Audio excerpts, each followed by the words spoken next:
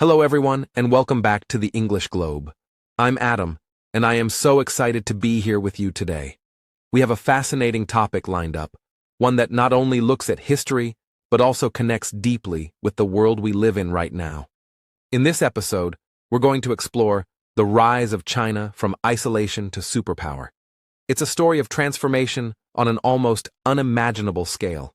A journey from political isolation and economic struggle to a position where China is now one of the most powerful nations on the planet. This isn't just about facts and dates, it's about understanding the forces, the leaders, the strategies, and the challenges that shaped modern China. That's right, Adam. Whether you're listening to us on your way to work, while cooking dinner, or maybe while relaxing with a cup of tea, today's episode will take you on a deep journey through history, politics, and economics. We'll be traveling back in time to 1949, when the People's Republic of China was founded, and we'll follow its path through key moments: the Mao era, the reform and opening up under Deng Xiaoping, the technological and industrial boom, and the country's emergence as a central player in global politics. By the time we finish, you'll have a clear picture of how China's rise has reshaped the world, and why understanding this story is so important for all of us. Before we dive in, we'd love to connect with you. If you're enjoying our podcasts, please take a second to like this video and subscribe to the English Globe so you never miss an episode. Your support really helps us keep bringing you deep, well-researched content, and we want to hear from you. Tell us in the comments where you're listening from and share your thoughts on today's topic. Do you see China's rise as a positive force for the world, or do you think it brings new challenges that need careful attention? Your opinions add so much value to our discussions. Yes, your comments are one of our favorite parts of doing this podcast. We love reading about our global audience. Last time we had people from Brazil, Nigeria, India, and even small towns in Europe and Asia. It's amazing to see how many places our community reaches. So let us know in the comments. Where are you listening from right now? Maybe you're in a busy city like New York or Beijing, or maybe in a quiet village somewhere far from the noise of politics, but still deeply connected through the global economy. No matter where you are, your perspective matters, and we'd like to include some of your insights in future episodes. In this series, we don't just tell you events, we try to help you connect the dots. For example, when we say isolation, what do we mean? In China's case, it wasn't just physical distance from the world. It was also ideological separation, trade restrictions, and a political climate that made close ties with Western countries nearly impossible. For decades, this meant limited access to foreign investment, technology, and markets. But somehow, in just a few decades, China turned that situation around and became a powerhouse in manufacturing, technology, finance, and diplomacy. That's an extraordinary change, and we'll break down exactly how it happened. And while it's tempting to think of this as a simple success story, the reality is far more complex. There are stories of innovation and determination, but also of hardship, political campaigns that caused suffering, and moments when China's path could have gone in a completely different direction. The rise we see today was built on decades of decisions, some brilliant and others deeply controversial. That's why our job today isn't just to celebrate or criticize. It's to understand.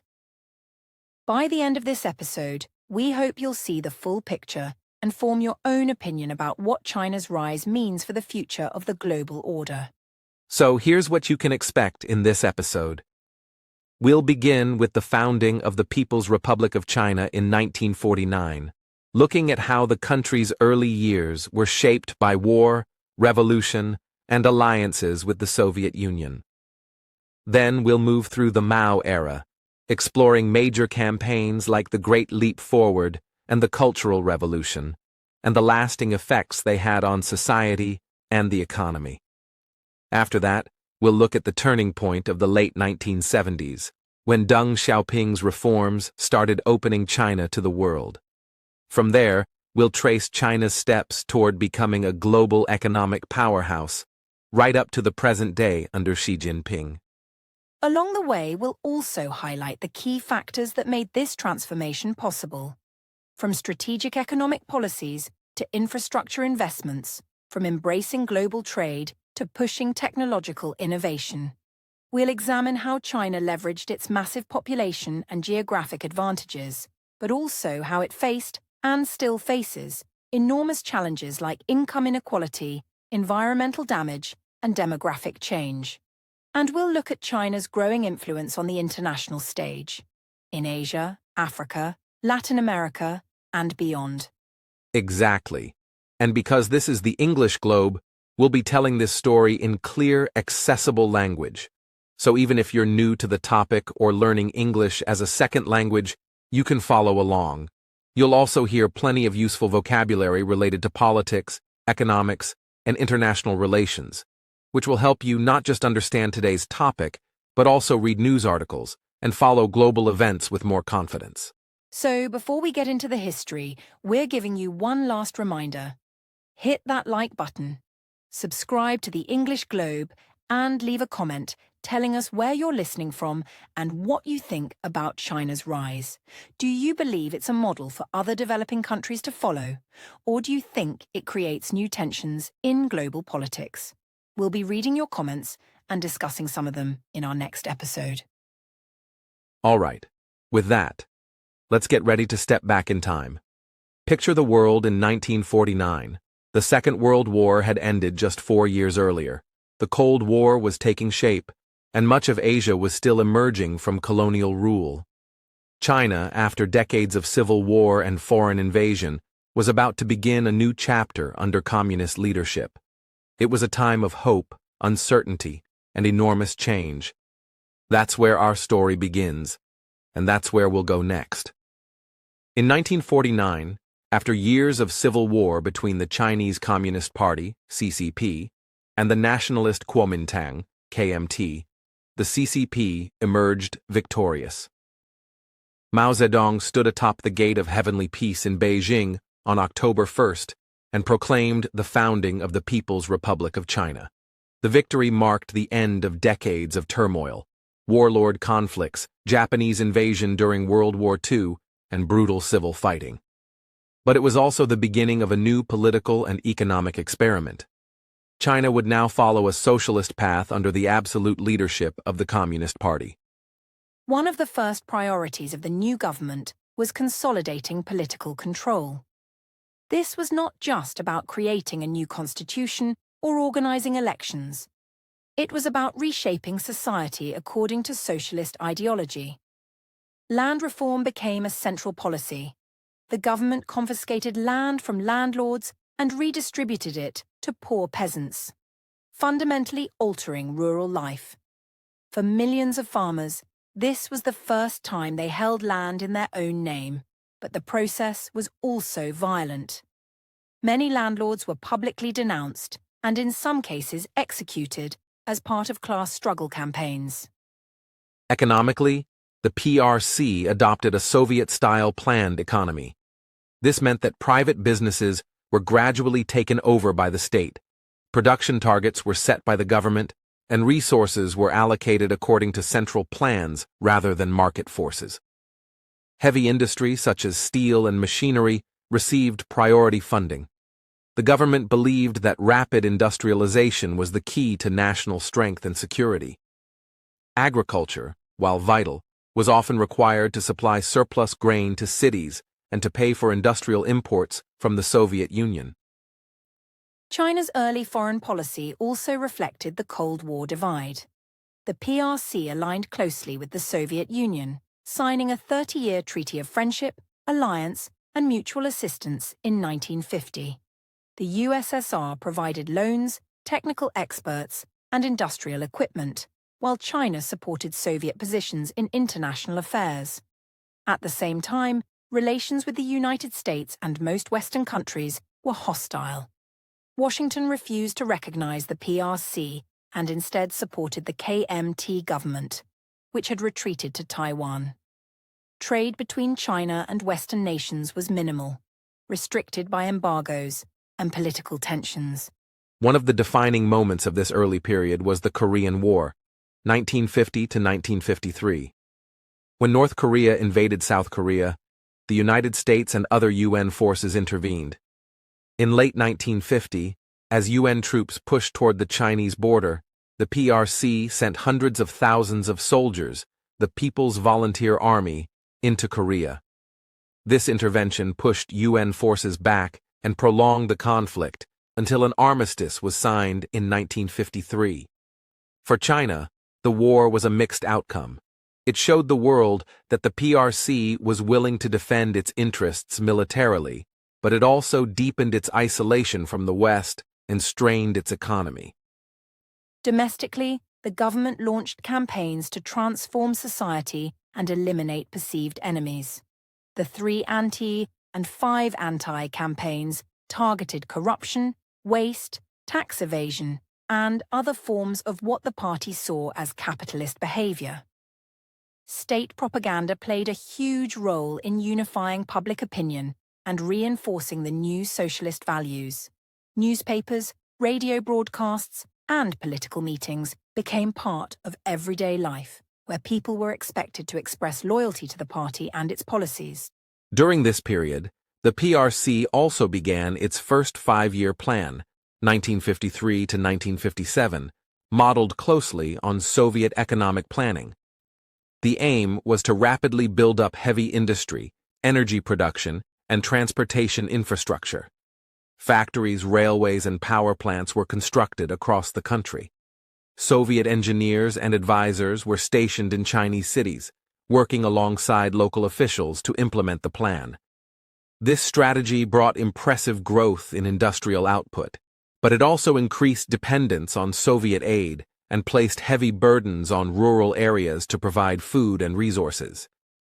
Education and literacy campaigns were another priority. In 1949, the literacy rate in China was estimated to be below 20%. The government launched mass literacy programs, sending teachers to rural villages and creating simplified textbooks. Universities were reorganized to follow Soviet models, with a strong emphasis on engineering and science. The idea was to create a workforce capable of supporting industrial growth and technological development.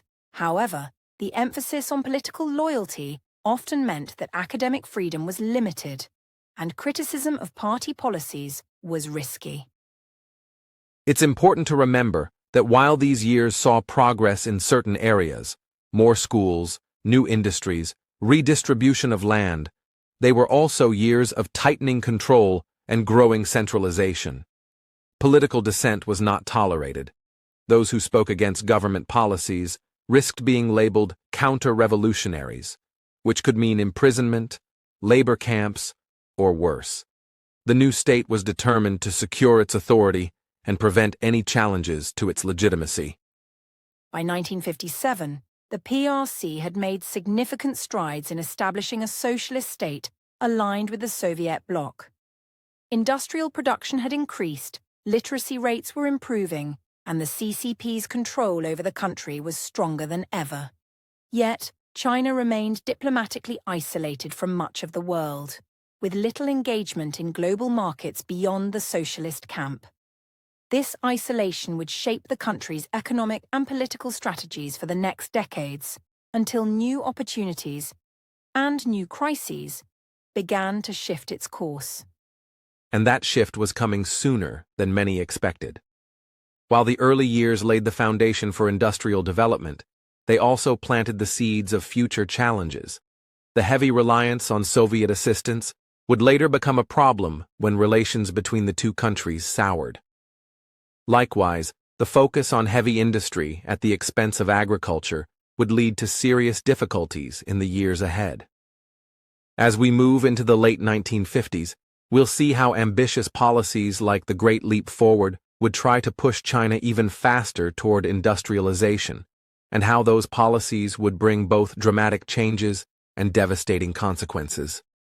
By the late 1950s, Mao Zedong believed that China could accelerate its transformation into a modern industrialized nation, surpassing Western powers and even the Soviet Union in economic strength. This vision led to the launch of the Great Leap Forward in 1958. The policy aimed to rapidly increase steel production, boost agricultural output, and reorganize rural life into massive collective farms known as people's communes. The idea was that by mobilizing China's vast population, production could leap ahead without relying heavily on foreign assistance. People's communes were not just farms. They were intended to be self-sufficient communities that combined agriculture, small-scale industry, education, and governance under collective management. Private plots and household cooking were abolished, with communal dining halls serving meals. Families were encouraged to work long hours in both fields and backyard steel furnaces, which was supposed to turn scrap metal into usable steel. The entire system was driven by ambitious production targets set by the central government, often without realistic assessment of local conditions. Unfortunately, the Great Leap Forward quickly ran into serious problems. In the rush to meet targets, local officials exaggerated production figures to please higher authorities. These inflated reports caused the government to take more grain from rural areas than could be spared, leaving farmers with little to eat. Meanwhile, the backyard furnaces produced low-quality metal that was often unusable. Combined with poor planning and the diversion of labor away from farming, agricultural output plummeted. Severe weather in some regions worsened the situation. The result was one of the most devastating famines in modern history. Between 1959 and 1961, it's estimated that tens of millions of people died from starvation and related causes. The exact number remains debated among historians, but the human cost was immense. The government, at first unwilling to admit the scale of the crisis, gradually began to scale back the communes and allow some return to household farming. The disaster damaged Mao's prestige within the party, leading to a temporary shift in leadership influence toward more pragmatic figures like Liu Shaoqi and Deng Xiaoping. However, Mao was not ready to step aside permanently. He remained chairman of the Communist Party and continued to promote revolutionary zeal. By the mid-1960s, concerned that China was drifting toward what he saw as revisionism, abandoning pure socialist ideals for more pragmatic policies, Mao launched the Cultural Revolution in 1966. This was a political campaign aimed at purging capitalist and traditional elements from Chinese society and reasserting Mao's dominance over the party. The Cultural Revolution mobilized millions of young people into groups called Red Guards. They were encouraged to challenge authority figures, denounce perceived enemies of the revolution, and destroy symbols of old culture, including historical sites, books, and artworks.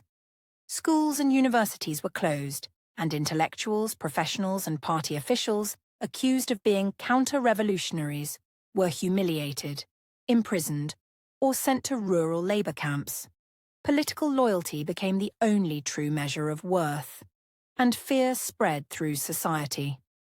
Economically, the Cultural Revolution was deeply disruptive. Industrial production declined as political struggles consumed workplaces. Experienced managers and engineers were often replaced with politically reliable but inexperienced workers. Agricultural output also suffered as rural areas became battlegrounds for ideological campaigns. The disruption to education meant that an entire generation of young people missed years of formal schooling, affecting China's human capital for decades. Internationally, this was a period of significant shifts. Relations with the Soviet Union had already soured in the early 1960s over ideological and strategic disagreements, leading to the Sino-Soviet split. China increasingly saw itself as an independent revolutionary power, distinct from both the Soviet bloc and the capitalist West. By the late 1960s, tensions with the USSR escalated into border clashes. At the same time, Mao's government began exploring the possibility of engaging with the United States as a counterbalance to Soviet pressure. a move that would bear fruit in the early 1970s. One of the most remarkable moments came in 1972, when U.S. President Richard Nixon visited China, meeting with Mao and Premier Zhou Enlai. This was a breakthrough in diplomatic relations, opening the door to greater contact between the two countries. While full normalization of relations would not come until later, the visit marked a symbolic end to decades of near-total hostility. It also signaled that China was willing to use strategic diplomacy to improve its position in the global balance of power. Back in China, the Cultural Revolution began to wind down after Mao's death in September 1976.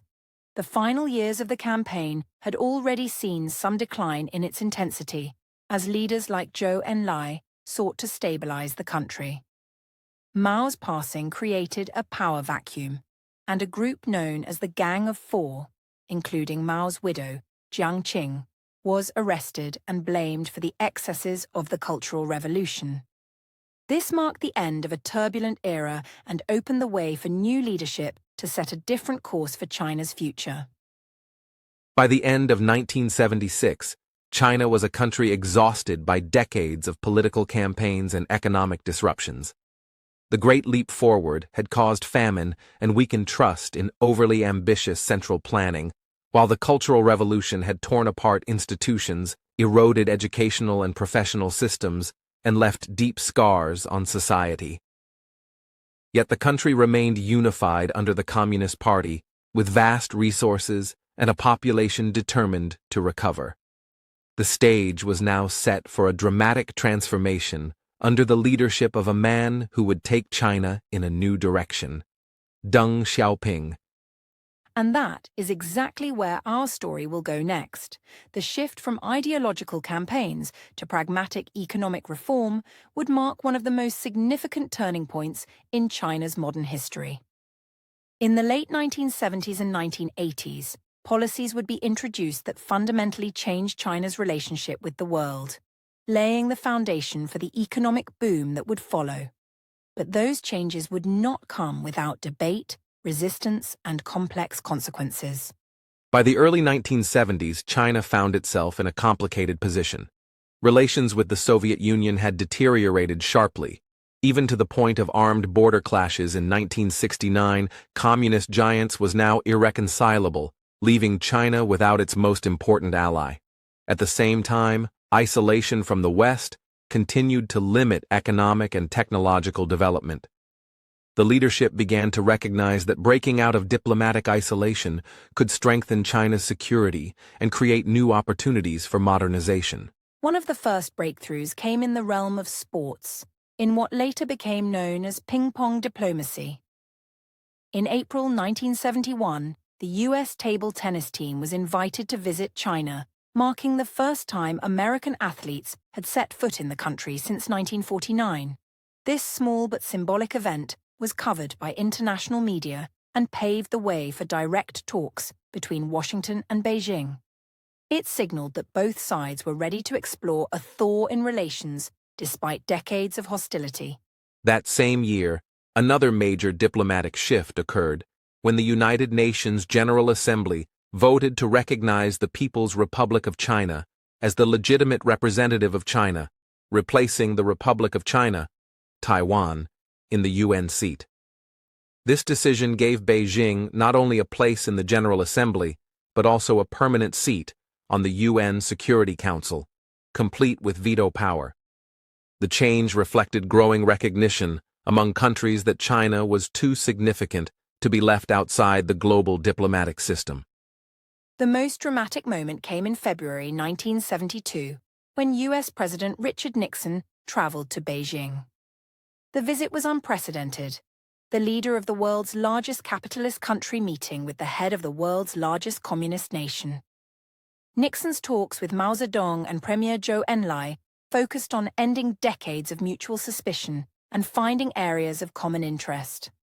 Chief among these was balancing against the Soviet Union, which both Washington and Beijing saw as a strategic threat.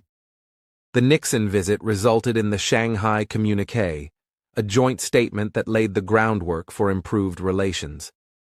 While the U.S. did not immediately recognize the PRC as China's sole legitimate government, it did acknowledge that there is but one China and Taiwan is part of China, a position that would eventually lead to full diplomatic normalization. In return, Beijing agreed to expand cultural and economic exchanges with the United States, opening the door to more trade and contact. For China, these diplomatic steps were not just about geopolitics, they were about creating the conditions for modernization. Contact with the US and other Western countries meant access to advanced technology, management techniques, and foreign investment that could help rebuild China's economy. Even in the early stages, trade began to grow, with shipments of Chinese textiles and agricultural goods to the US, and imports of American wheat and industrial equipment flowing in the other direction. At home, the later years of the Cultural Revolution saw gradual efforts to stabilize the political climate. Premier Zhou Enlai worked quietly to restore a sense of order in government ministries, while some schools and universities reopened. In the mid-1970s, the Four Modernizations program, focusing on agriculture, industry, national defense, and science and technology, began to take shape as a guiding vision for China's future development. Although still framed within socialist principles, this program signaled a shift toward practical improvements over pure ideological campaigns. The deaths of Zhou Enlai in January 1976 and Mao Zedong in September of the same year created a turning point. In the immediate aftermath, Hua Guofeng became Mao's successor as chairman. Hua moved quickly to arrest the Gang of Four, ending the most radical phase of the Cultural Revolution. However, Hua's policies, known as the Two Whatevers, meaning to uphold whatever policies Mao had made and follow whatever instructions Mao had given, suggested continuity rather than innovation, and this limited his support within the party. Meanwhile, Deng Xiaoping, who had been purged twice during the Cultural Revolution, began to re-emerge as a key political figure. By 1977, Deng was restored to his positions of power, bringing with him a reputation for pragmatism and competence. He openly advocated for modernization as the central task of the nation, arguing that it doesn't matter whether a cat is black or white as long as it catches mice, a famous phrase that reflected his focus on results over ideology.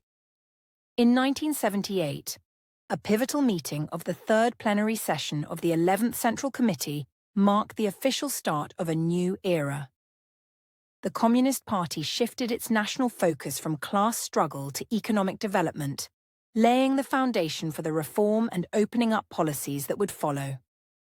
The leadership recognized that isolation had limited China's growth and that engaging with the global economy was essential.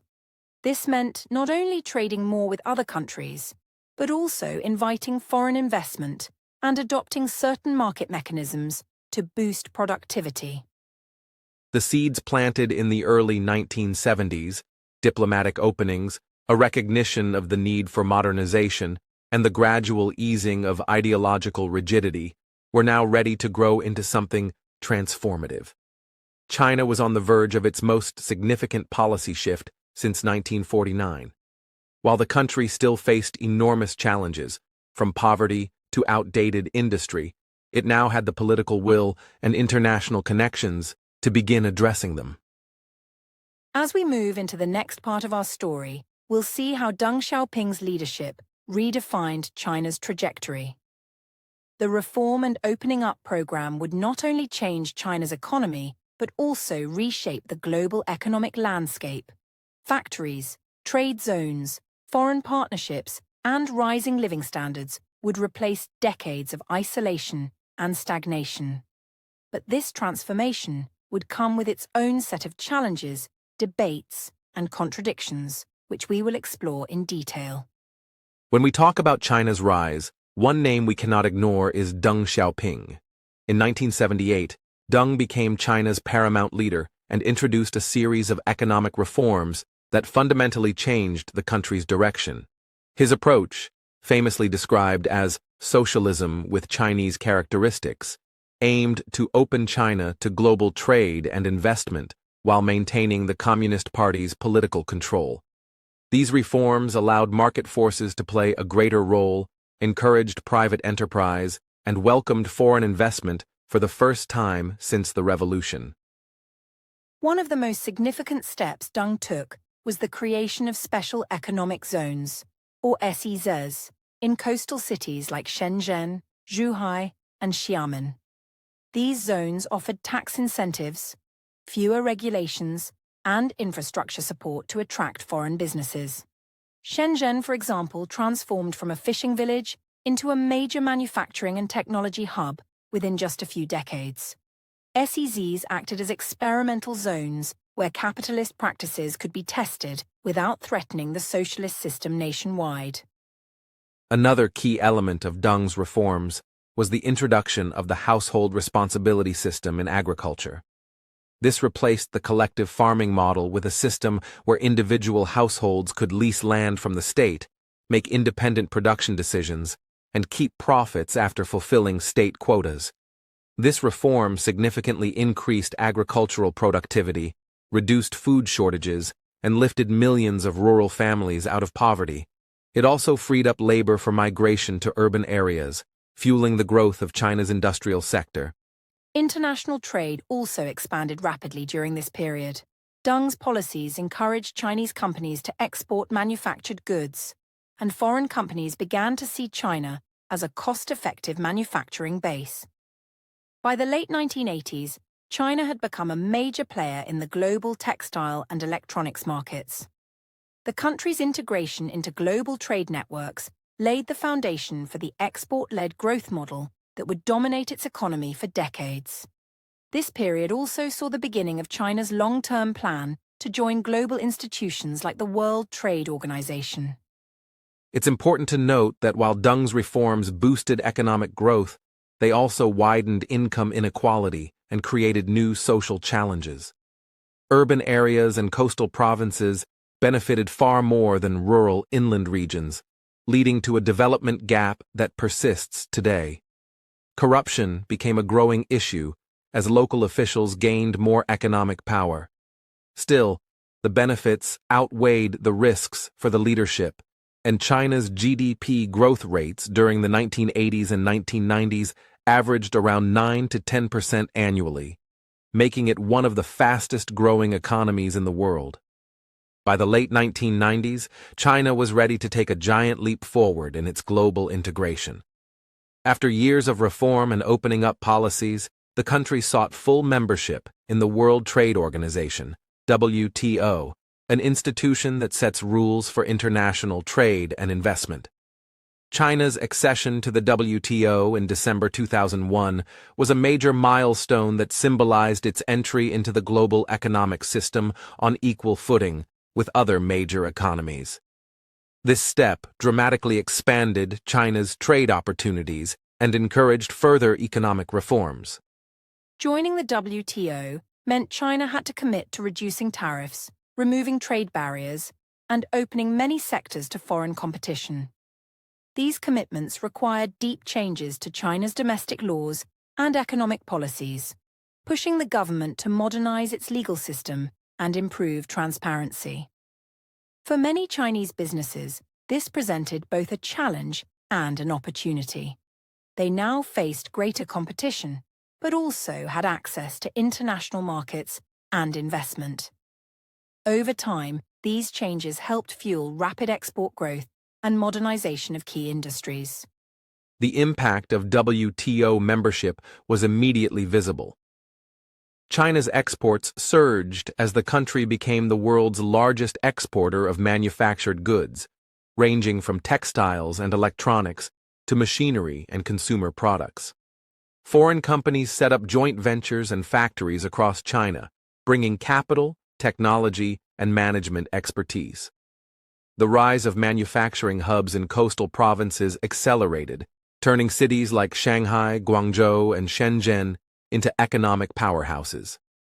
China's growing role in global supply chains reshaped international trade patterns.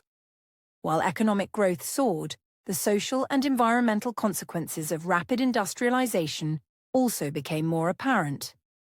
Income inequality between urban and rural areas widened, and millions of migrant workers faced difficult living conditions in cities.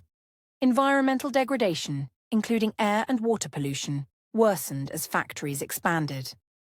These challenges prompted the Chinese government to gradually introduce policies aimed at social welfare improvements, environmental regulation, and sustainable development, though balancing growth and sustainability remains complex. China's WTO entry also influenced geopolitics. As the world's second-largest economy began to assert itself, tensions arose with trading partners concerned about issues such as intellectual property rights, trade imbalances, and market access. The United States and the European Union in particular pushed China to adopt stricter regulations and fairer trade practices. At the same time, China expanded its diplomatic outreach, investing in infrastructure and development projects across Asia, Africa, and Latin America through initiatives like the Belt and Road, increasing its global influence beyond economics. Overall, China's accession to the WTO marked a turning point in its rise from economic isolation to a central player on the world stage. It validated decades of reform and opening policies and unleashed enormous economic potential. The period that followed was characterized by rapid industrialization, urbanization, and integration into global markets, setting the stage for China's continued emergence as a superpower in the 21st century. In the next section, we will explore how China consolidated its global position through strategic investments, innovation, and expanding soft power. The 2000s were a decade of breathtaking growth and expanding global ambitions for China. After joining the World Trade Organization, China's economy grew at an average annual rate of nearly 10%, becoming the world's second-largest economy by the end of the decade. This rapid development was fueled by massive investments in infrastructure, manufacturing, and technology. Cities grew at an astonishing pace, with skyscrapers, highways, and airports rising seemingly overnight. The country also became a major destination for foreign direct investment, further accelerating industrial and technological progress. The 2008 Beijing Olympics marked a symbolic moment for China, showcasing its development and rising global status. The event was meticulously planned to present an image of a modern, confident, and peaceful nation. Beyond the spectacle, it demonstrated China's capacity to organize large-scale projects and emphasized its commitment to urban renewal and environmental improvement. Hosting the Olympics also boosted national pride and sent a powerful message to the world. China had arrived as a global player not just economically, but also culturally and politically. During this time, China also faced the global financial crisis of 2008, which tested its economic resilience. While many Western economies plunged into recession, China managed to maintain strong growth through a massive stimulus package focused on infrastructure, housing, and domestic consumption. This response helped stabilize the global economy, as China's demand for raw materials and manufactured goods kept supply chains moving. However, it also increased concerns about debt levels and the sustainability of China's investment-driven growth model. Alongside economic growth, China expanded its military capabilities and diplomatic influence. The government increased defense spending significantly, modernizing its armed forces with new technology and advanced weaponry. Diplomatically, China began to take a more active role in international organizations and peacekeeping missions. The Belt and Road Initiative, launched in 2013, built on earlier infrastructure investments and sought to connect Asia with Africa, Europe, and beyond through massive projects in transport, energy, and telecommunications, aiming to increase China's influence and foster new economic partnerships worldwide. However, China's rapid rise also brought complex challenges. Internally, the government grappled with social inequality, corruption, and environmental degradation. Protests over land seizures, labor rights, and pollution increased in some regions, revealing tensions beneath the surface of growth.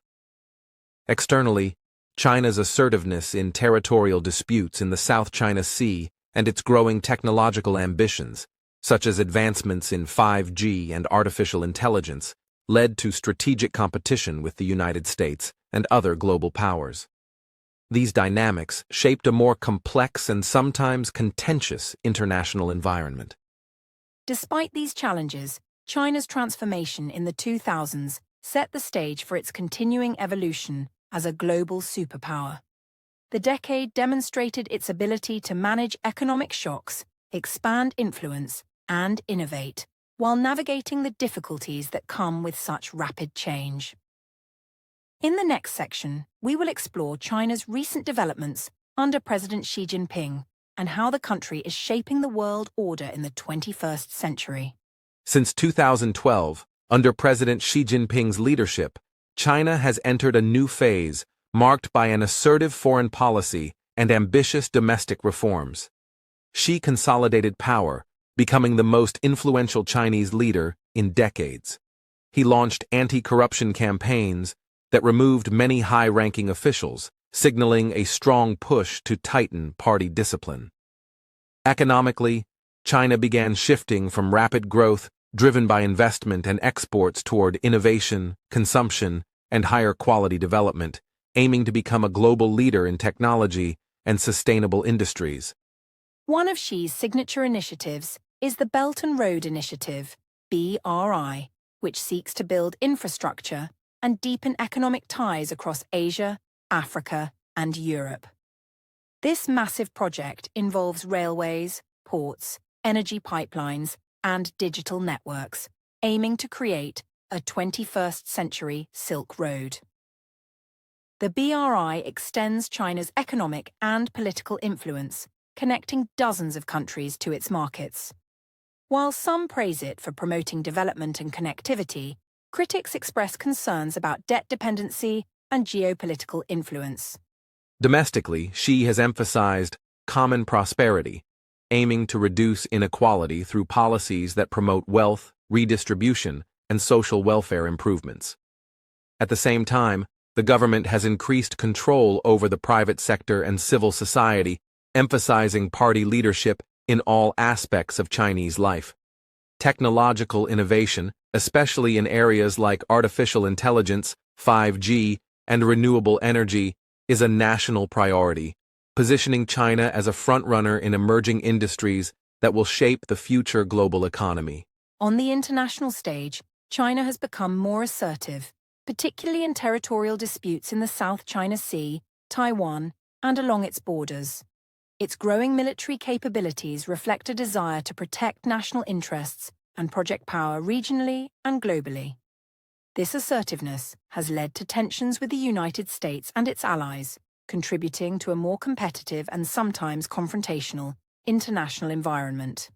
However, China continues to engage in global institutions and emphasizes the importance of multilateralism under its own terms. The COVID-19 pandemic tested China's governance and global leadership. China implemented strict measures to control the virus domestically and rapidly developed vaccines, which it exported to many countries as part of its vaccine diplomacy. The pandemic also highlighted China's interconnectedness with the global economy, as disruptions affected supply chains worldwide.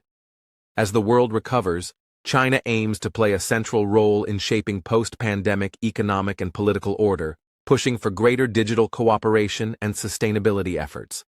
Looking ahead, China faces significant challenges, including managing economic slowdown, demographic shifts, and global geopolitical competition. Nonetheless, under Xi Jinping, China is determined to maintain its rise and shape the international system according to its interests and values. Whether through technology, infrastructure, diplomacy, or culture, China is positioning itself as a superpower with the capacity to influence the 21st century profoundly. In our next section, we will explore the key challenges and opportunities facing China as it moves forward on the global stage. China's extraordinary rise has brought it to the center of the global stage, but now it faces significant economic challenges that could affect its future growth. After decades of double-digit GDP expansion, the economy is slowing as the old growth engines, massive infrastructure investment, and cheap labor, lose effectiveness.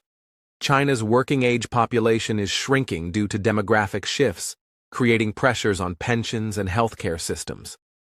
To maintain progress, China is focusing on innovation-led growth, investing heavily in technology sectors like AI and green energy, but it must reform education, intellectual property laws, and market regulations to foster creativity and competitiveness, while managing international tensions that limit its access to advanced technology.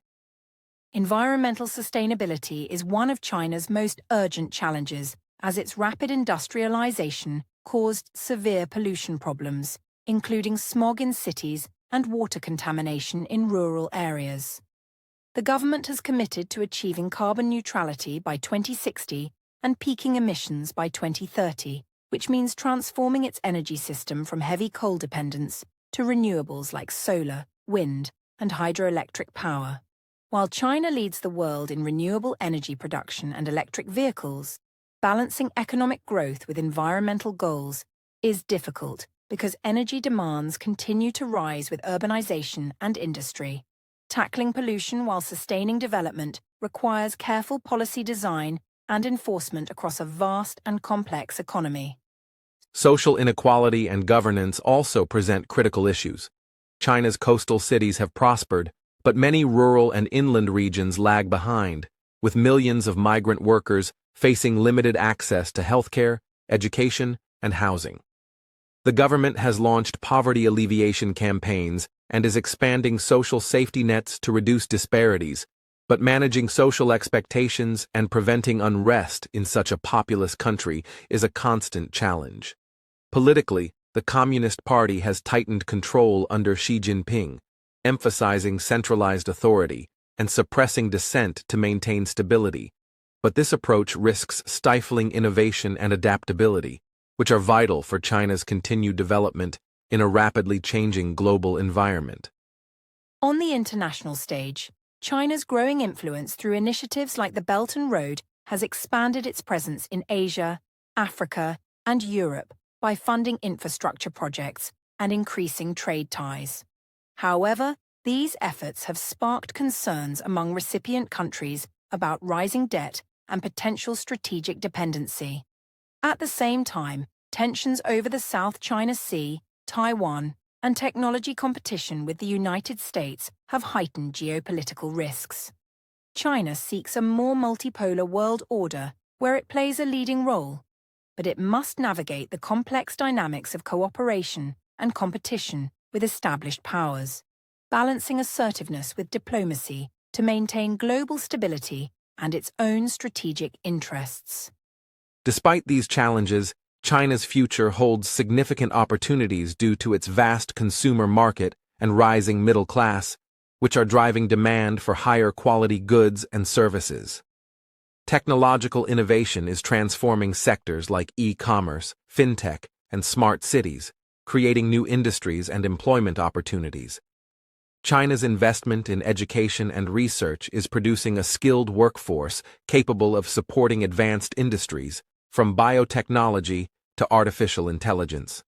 Additionally, China's expanding cultural influence through media, education, and diplomacy is enhancing its soft power globally.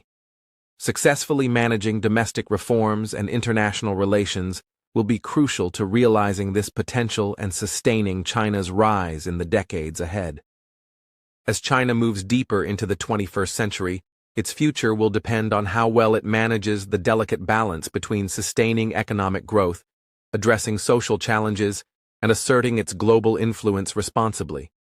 The country is committed to continuing reforms to foster innovation and technology, but it must also ensure social stability and environmental sustainability to maintain public trust. China's leadership faces the task of adapting governance structures to be more effective without sacrificing control, and this balancing act will shape its domestic and international success. Internationally, China is expected to continue expanding its influence through trade, infrastructure projects, and diplomacy, seeking to reshape global governance in ways that reflect its priorities and values. It will likely deepen cooperation with emerging economies while managing complex relationships with established powers like the United States, the European Union, and Japan. The path will involve competition and collaboration, with China playing a crucial role in addressing global issues like climate change, public health, and digital governance.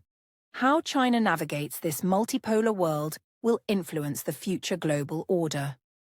Domestically, demographic trends pose a significant challenge, with an aging population and low birth rates threatening labor force growth and economic dynamism. Policies to support families and encourage higher birth rates are underway, but face cultural and economic hurdles. At the same time, China's urbanization will continue, requiring investments in housing, transportation, and social services to support millions moving into cities. The government's ability to provide quality education, healthcare, and opportunities for all citizens will be vital to sustaining long-term development and social cohesion.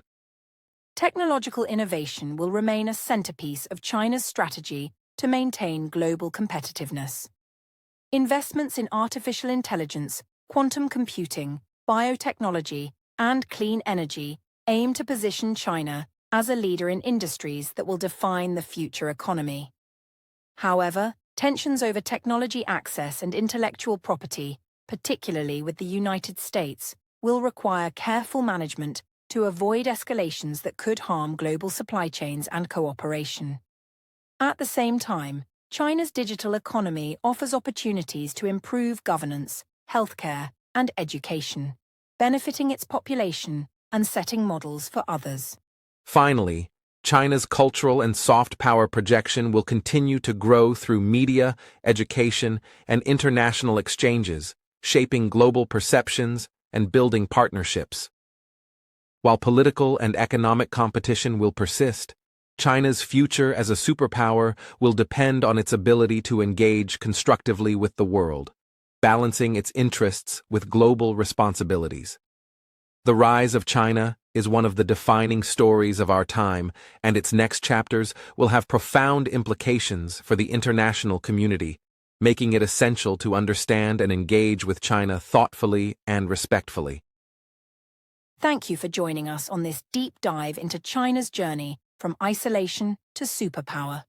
We hope you found this exploration insightful and informative. Please let us know your thoughts in the comments. Where are you listening from? And what do you think about China's rise? Don't forget to like the video and subscribe to the English Globe for more in-depth podcasts on global topics. We look forward to sharing more stories with you soon.